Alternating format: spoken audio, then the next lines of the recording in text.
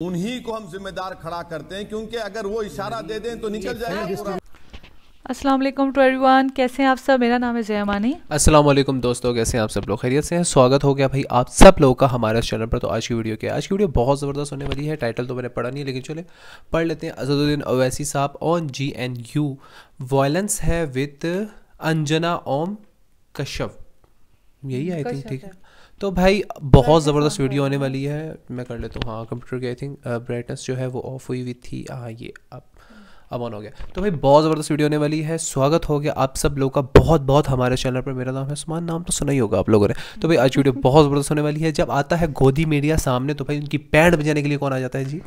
जी हमारे हैं सबके फेवरेट असदुद्दीन ओवैसी साहब। तो भाई पहले इस वीडियो को स्टार्ट कर लेते हैं, बाद में चला बातें वगैरह करेंगे। 3 2 1 पिल्ले। असदुद्दीन ओवैसी जी, सरकार कह रही है JNU विरोध का अखाड़ा बन गया है।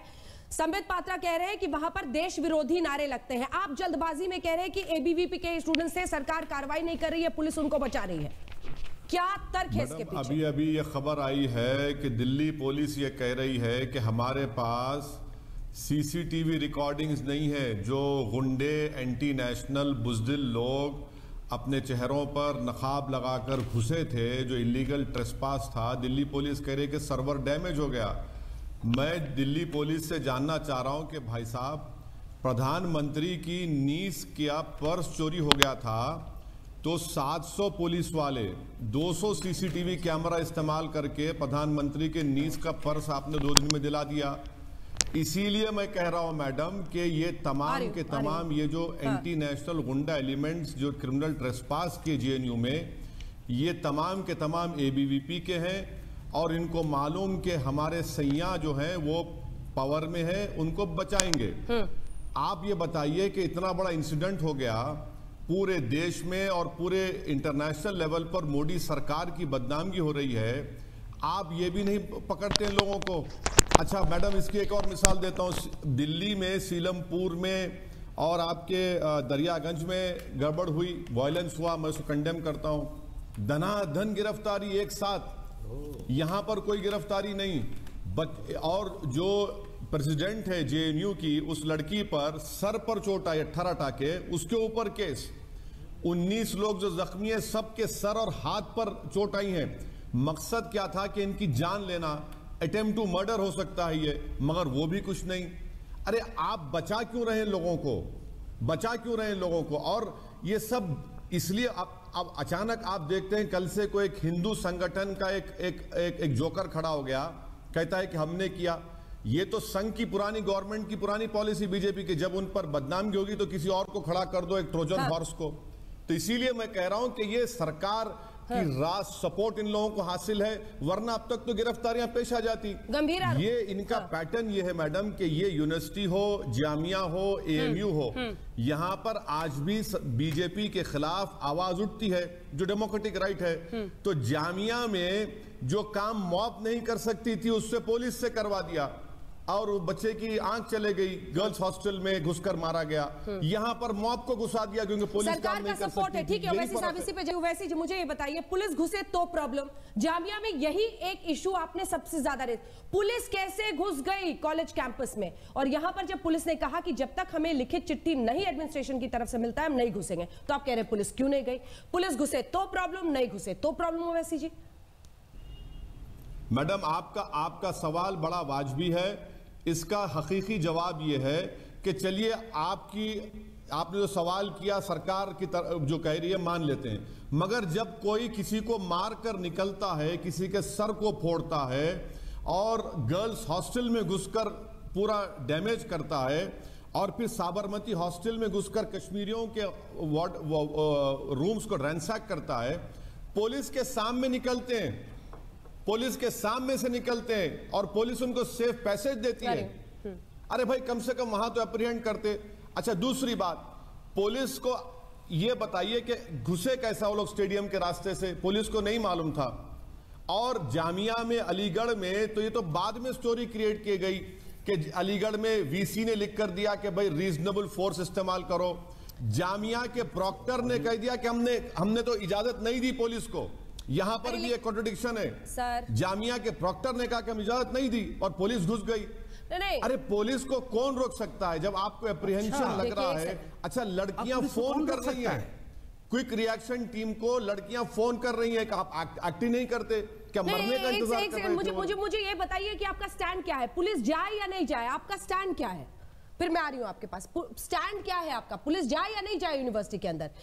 चिट्ठी का इंतजार करे नहीं करे एडमिनिस्ट्रेशन से?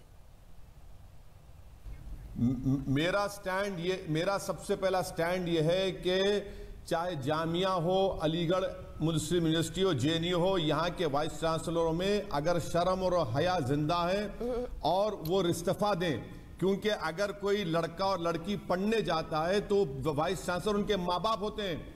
वाइस चांसलर को शर्म आनी चाहिए कि उनकी मौजूदगी में ये हुआ, उनकी ये जिम्मेदार है। वहां का चीफ सिक्योरिटी ऑफिसर को छोड़कर जाना चाहिए कि इनकी मौजूदगी में हुआ। स्टैंड क्या है? स्टैंड क्या है सर? पुलिस जाए या पुलिस नहीं जाए, स्टैंड क्या है आपका? वो चिट्ठी का वेट करे नहीं करे, जाए या नहीं, स्टैंड बताइए। पुलिस जब बाहर एक मॉब जमा होता है तो पुलिस का काम यह है कि उस मॉब को जो ट्रेसपास करने की कोशिश कर उनको रोका जाए। अच्छा। और जेएनयू, जामिया और अलीगढ़, इन तमाम के पास बड़ी बड़ी पुलिस चौकियां हैं मैडम, मैं देख चुका हूं। पुलिस इनको रोक सकती थी। अब जहां तक पुलिस को अंदर आने का बात है तो यकीनन वाइस चांसलर की इजाजत से पुलिस जाती है, मगर यहां पर तो उल्टा हो रहा है ना। जामिया में इजाजत नहीं दी गई, पुलिस चली गई और घुसकर मारा गया। एएमयू में वाइस चांसलर ने कहा कि भाई रीजनेबल फोर्स इस्तेमाल करो, और इतनी फोर्स इस्तेमाल हुई कि एएमयू के एक बच्चे का हाथ एम्प्यूटेट हो गया। यहां पर जेएनयू में लड़कियां फोन कर रही हैं पुलिस को, पुकार रही हैं, रो रही हैं कि हम पर हमला हो रहा है, हम लोग छुपे परेशान हैं, आप नहीं जाते।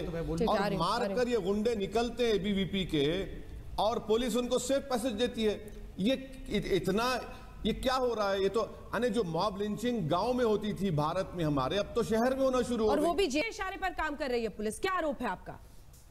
मैंने शुरुआत में ही मैडम आपको कहा कि प्रधानमंत्री के नीस का पर्स चोरी हुआ तो दिल्ली की पूरी पुलिस काम पर लग गई। 700 पुलिस वाले, 200 सीसीटीवी, 2 दिन में पर्स को हवाले कर दिया। अरे भाई, प्राइम मिनिस्टर जब कहते हैं कि मैं वीआईपी कल्चर, तो क्या दिल्ली पुलिस प्रधानमंत्री के वीआईपी कल्चर को बढ़ा रही है क्या? ये जो बच्चे मारे गए स्टूडेंट हैं, ये कल देश को लीड करने वाले हैं। पुलिस क्यों सपोर्ट कर रही है? अच्छा, कम से कम पुलिस मैडम इतना क्यों नहीं करती कि वो 9-10 जो एबीवीपी के लोग हैं उनका फोन नंबर, फोन लोकेशन देख लीजिए, उनके व्हाट्सएप चैट्स देख लीजिए, उनका कॉल रिकॉर्ड तो देखिए ना। अब आना पड़ेगा, ये भी नहीं करना चाहते आप। गृह मंत्री अमित शाह का नाम लेने से आप बच क्यों रहे हैं? टूट गया है। अरे कितनों को बेवकूफ बनाएंगे? नहीं, अमित शाह का नाम लेने से आप बच रहे हैं सर। गृह मंत्री अमित शाह का नाम लेने से बच रहे हैं आप, डर रहे हैं? अरे मैडम, हम तो बी टीम है ना। आपने सही पहचान लिया मैडम, मुबारक हो आपको। मैडम, डर सिर्फ असदुद्दीन ओवैसी को अल्लाह से लगता है। यकीनन आपने अच्छा सवाल किया कि अमित शाह होम मिनिस्टर है इस देश के और दिल्ली पुलिस इनको रिपोर्ट करती है, तो यकीनन इखलाकी जिम्मेदारी होम मिनिस्टर की है। ये पूरी रिस्पॉन्सिबिलिटी उनके दफ्तर पर जाकर रुकती है और उन्हीं को हम जिम्मेदार खड़ा करते हैं, क्योंकि अगर वो इशारा दे दें तो निकल जाएगा, पकड़े जाएंगे वो लोग। जवाब दीजिए इस बात का। अब तरुण गोगोई की बात को तो मैं नहीं मानता, मगर जिस तरह से प्रधानमंत्री हुकूमत कर रहे हैं पिछले 5.5 साल से, एक सेंट्रलाइज लीडरशिप हो चुकी है। और पार्लियामेंट में जब हम बैठते हैं तो बीजेपी के एमपीज हमसे कहते हैं, चाय पिलाकर कहते हैं कि ओवैसी जी, देश में जो है 2 प्रधानमंत्री हैं, एक फॉरेन के हैं और एक देश के हैं। ये तो जरूर कहूंगा मैं आप। बिल्कुल सही है। ये तो मैडम, पॉलिटिशियन छोड़िए, जो सरकार की गरम कुर्सियों पर बैठे हैं, मैं बोलता हूं तो सारे लोग चिल्लाना शुरू कर देते हैं। और शाहीन बाग में जो महिलाएं 5 डिग्री 4 डिग्री में पिछले कई हफ्तों से वहां पर एहतजाज कर रही हैं, बिल्कुल सही है। ये तो सरकार तो हीटर में बैठी है और जो प्रोटेस्ट कर रहा है मोदी के खिलाफ वो तो सर्दी में अकड़ रहा है, सुकड़ रहा है, मगर उसके हौसले और हिम्मतें बुलंद है। 5 डिग्री का डिबेट हो रहा है। मैं मुत्तफिक हूं कि इन स्टूडेंट्स की कुर्बानियों की वजह से इस पूरे प्रोटेस्ट में एक नई जान पड़ चुकी है। मैं इन तमाम स्टूडेंट्स को सलाम करता हूं और उम्मीद करता हूं कि देखा आपने अपनी बात देखी लास्ट टाइम जो भी बात उन्होंने कही है दूसरे वाले, वो क्या कह रहे हैं बी टीम है, ये बी टीम है, बिल्कुल इनको हमेशा बी टीम में ही रखा जाता है असदुद्दीन अवैसी को।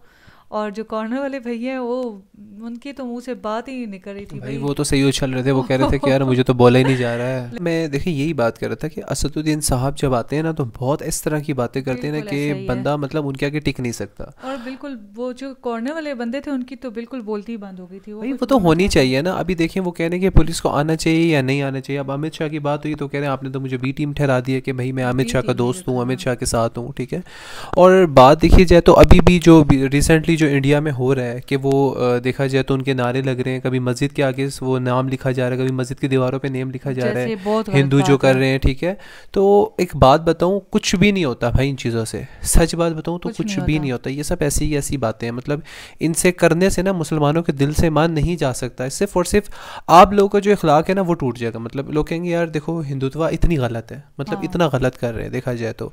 और बाकी मुसलमानों के साथ अगर आप इस तरह की सोच करते हैं कि हम उनकी मस्जिदों को तोड़ देंगे या मस्जिदों में जाके बुत रख देंगे, तो भाई इससे पता क्या होगा, इससे जो आपका इंप्रेशन है ना वो गलत पड़ेगा। लेकिन जो उनके दिल में जो ईमान है ना वो मजीद ताज़ा होता जाएगा और तरोताज़ा होगा। यार मतलब हिंदुत्व इस तरह का दीन है और मुस्लिम का दीन इस तरह का है। और ये भी देखिए वो कह रहे हैं एक लड़की को 18 टांके आए हैं यार, 18 टांके, कोई बच्चे की आइस वगैरह ज़ाया हो गई, कुछ ऐसा हो गया है। मीन्स कि कितना जुल्म और कितनी मतलब चीज़ें हैं जो वो कब तक बर्दाश्त की जाएंगी। और देखो अगर बात वही है ना कि असदुद्दीन साहब भी अगर बात ना करें तो फिर भाई कौन बात करेगा। और इनको हमेशा गलत ही ठहराया जाता है, गलत बोला जाता है इनके बारे में कि वो हिंदुस्तान जो है जी वो सिर्फ हिंदुओं का ही है। बस यही बात हम काफ़ी बचपन से सुनते हुए आ रहे हैं और अभी भी वही देख रहे हैं कि हिंदुओं का है। और बाकी बहुत हिम्मत वाली बात होती है जो इनसे अवैसी ब्रदर जैसे जो निकलते हैं, बात करते हैं, अपनी जान पर खेलते हैं और फिर भी पीछे नहीं हटते हैं। तो ये तो बहुत बड़ी बात होती है कैमरे के पीछे। आई होप आप लोगों को बहुत अच्छी लगी होगी वीडियो। और इसमें कोई शक नहीं है कि भाई कैमरे के अंदर बात करना, लोगों के सामने जाकर बात करना, ये सिर्फ और सिर्फ एक इंसान कर सकता है, उसका नाम है असदुद्दीन अवैसी। तो मिलेंगे इंशाल्लाह नेक्स्ट वीडियो में। बहुत ख्याल रखिएगा, हम दोनों को दीजिए इजाज़त। अल्लाह हाफ़िज़।